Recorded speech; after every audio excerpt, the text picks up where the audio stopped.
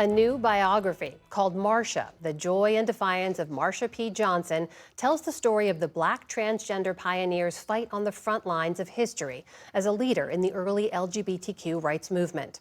In the 2018 fictional film Happy Birthday, Marsha, activist and filmmaker Tourmaline reimagined the hours that led to the 1969 Stonewall riots. In this new book, as well as her children's book, One Day in June, Tourmaline tells Johnson's story through her own words and those who knew her. I had a chance to speak with Tourmaline earlier before today's Supreme Court decision. Tourmaline joins me here now. Welcome to the NewsHour. Thanks for joining us. Thanks so much for having me. So you already explored a large part of Marsha's life through that film that we mentioned. What made you want to return to it in a deeper way in book form? So, I have been documenting, archiving, and sharing the story of Marsha P. Johnson for 20 years now. It has been such a gift to get to know different aspects of Marsha's life from, I moved to New York when I was 19, and it was right shortly after then that I started to hear about Marsha in the West Village and meet her friends and her family. And I wanted to make sure that everyone would be able to receive the gift of knowing Marsha that I got to have. In researching this book and doing interviews, did you discover anything new about her that surprised you didn't know before? Yeah, absolutely. Marsha was, a Jersey girl. She was from Elizabeth, New Jersey, and she was born into a really beautiful family, the Michaels family. That's where she started to perform. She was in parades down Main Street in Elizabeth, and I think a lot of people have seen these beautiful portraits of Marsha adorned in flowers with a radiant smile, but don't necessarily know her performance life. She was doing 2 performances a day with the off Broadway group Hot Peaches, and she was performing during the emergence of the HIV/AIDS epidemic at hospitals and, AIDS wards, and that was really part of Marsha's beauty was bringing her magic to the people who needed it most. The P, as her middle initial, she once said stood for Pay It No Mind, which basically became kind of like a motto for Marsha. It's even displayed above the entrance to the state park in her name in Brooklyn. What did that phrase mean to her? Why was that so defining? It was so important because Marcia was born into a world with immense harsh conditions, right?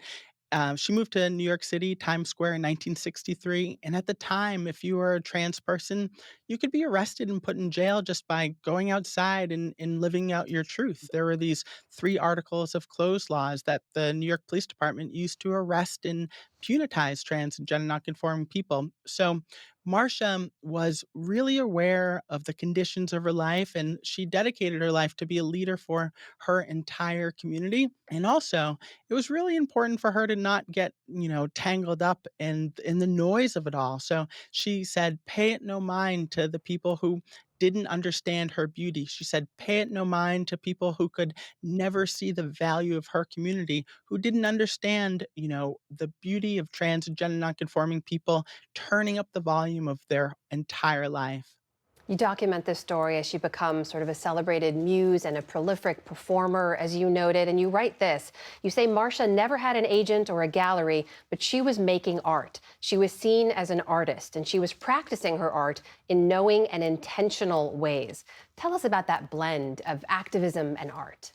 Yeah, to me, I'm an artist, so I'm a filmmaker and a photographer, and part of what I see in Marsha is a real commitment to the arts. She was doing, performances on stage for a crowd that included Stevie Wonder and Andy Warhol. Marsha was an incredible artist, but she also did it on the street, right? It was a real clear sign when you saw Marsha adorned with flowers, paying it no mind despite the real harsh conditions. It was a sign that you were welcome here.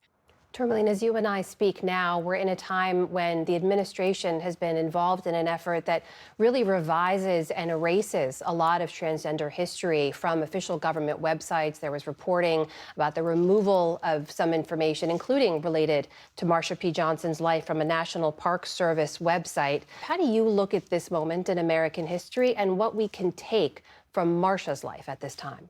to me, it's really important to look at Marsha as a leader who was navigating similar conditions and was fighting for all of us. She demonstrated that when we come together in the midst of a mess of a thing and connect with other people who are navigating similarly challenging conditions, we can build a vibrant movement and transform the world. So, that's one thing that I think about.